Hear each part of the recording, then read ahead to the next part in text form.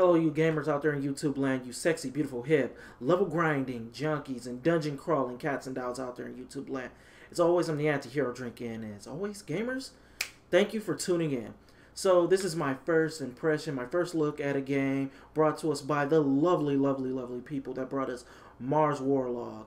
And it was a pretty cool RPG on the PS3. I didn't get to finish it because my PS3 decided to be a bitch and die on me. But from what I played of the game, I enjoyed it. They very much had an emphasis for narrative, and this game definitely has an emphasis on narrative. I'm talking about the lovely game that just dropped on Steam recently, Bound by Flames. This RPG is, off the bat, gorgeous. It's good looking. It's sleek and it's sexy, gamers. This is the game that you go to the bar and you give it one look, and then you go see it bend over, and you just go see that tight fall, and you go, damn! So, it's not Game of the Year graphics fidelity or anything like that, but it's still a very beautiful looking game, and it's very nice. The environments, the attention to detail to the character models is one of the things that I was really taken by this game, because it's really nice. The characters are very interesting. The enemies are super fucking interesting and nice fucking looking, and that always is a plus for me. So, yeah, good looking game. Moving on from there, this game has more. Yes, gamers, there is more. The game's combat system is sleek and fluid, and that was something really big with a lot of people with Mars Warlog, that they felt the combat was a little stiff. I actually overall like the combat in this game.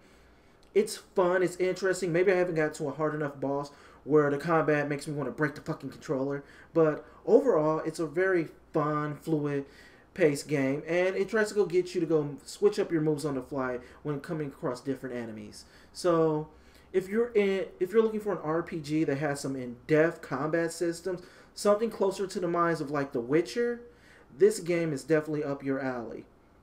But if you're looking for something like Dragon Age 1, where you could just basically, mash one button and do a bunch of shit, yeah, you might want to move on. So, moving on to the heart of the matter, the beef of the subject, the backbone of any RPG, and I'll constantly say this till I die, the story.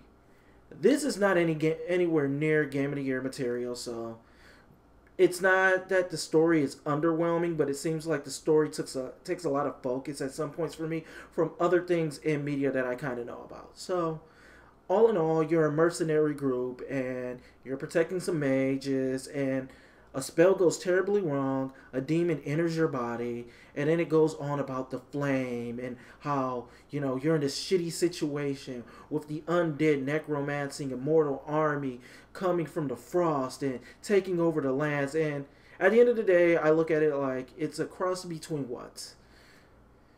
Not Dragon Age.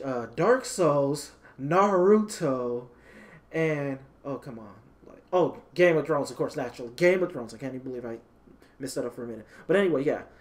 Dark Souls, Naruto, and Game of Thrones. That's what it feels like. So, I would like to go say the story does take the most interesting aspects of those things and goes with it. Again, the story isn't Game of the Year material, but that doesn't mean the story's actual overall bad. It's just, you're going to go get that feeling like this is familiar territory, or X, Y, Z. Or it could just be me. It could personally just be me. And this could be like, oh my fucking god, it's unfucking believable. I've never played anything like this before. Blah.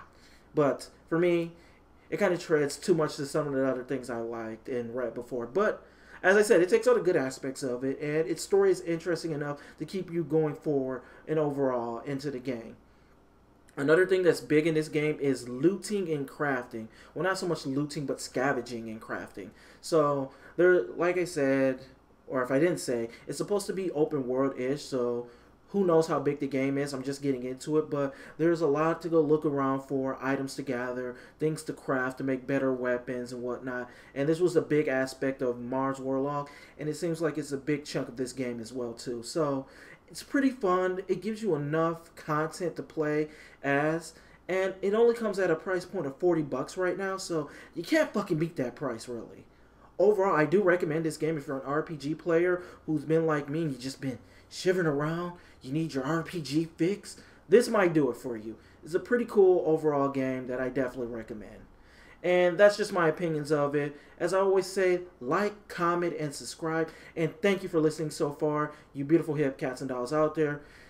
Get rich or die grinding. And I'll see you later, gamers.